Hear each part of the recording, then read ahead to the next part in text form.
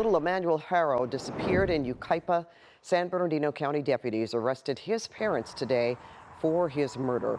KCAL's Nicole Comstock is live in Cabazon, where a vigil was held for the 7-month-old boy, and tonight the search for his body continues.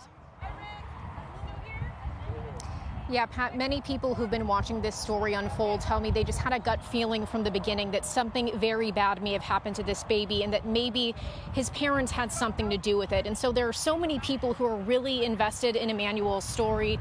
That's why dozens came out here tonight to hold a candlelight vigil for this little boy on the same day and in the same place at his home in Cabazon, where earlier today that little boy's parents were arrested for murder. I don't know what people get in their head just to hurt the baby. It's just so sad. Tears from strangers for a baby they never even knew. Tonight, community members organized a candlelight vigil at the home of 7-month-old Emmanuel Haro, who investigators now say was murdered by his own parents. I had 2 miscarriages. When I had those, it broke my heart. So to see that somebody was able to hurt this little boy, it's not okay. Earlier this morning, the San Bernardino County Sheriff's Department showed up at the home in Cabazon with an armored vehicle to arrest Emmanuel's parents, Jake and Rebecca Haro. This after a week-long investigation into their claim that Rebecca was knocked unconscious before their baby was kidnapped during a diaper change in a Yucaipa parking lot last week. Investigators now say they have evidence proving that alleged kidnapping did not occur and that baby Emmanuel is likely dead. Moving forward, they're focused on finding his remains. Bring him back, please. Within days of the kidnapping story, investigators publicly announced there were inconsistencies in Rebecca's statements. It made my heart drop, because then it's like, okay, now it's completely off of what was said, what really happened.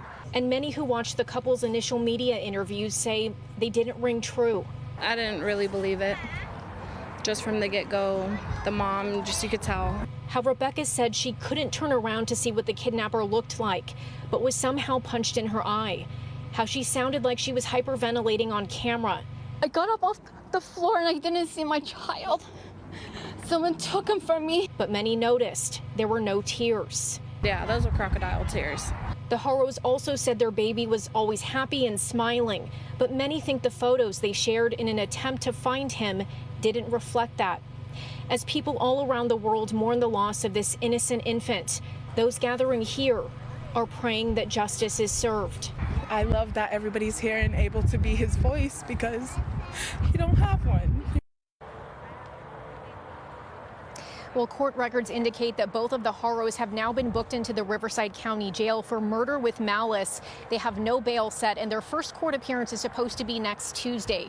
Now, another thing, we reported earlier in the week that the baby's father, Jake Haro, was previously convicted of willful cruelty against a child for another case involving another one of his children.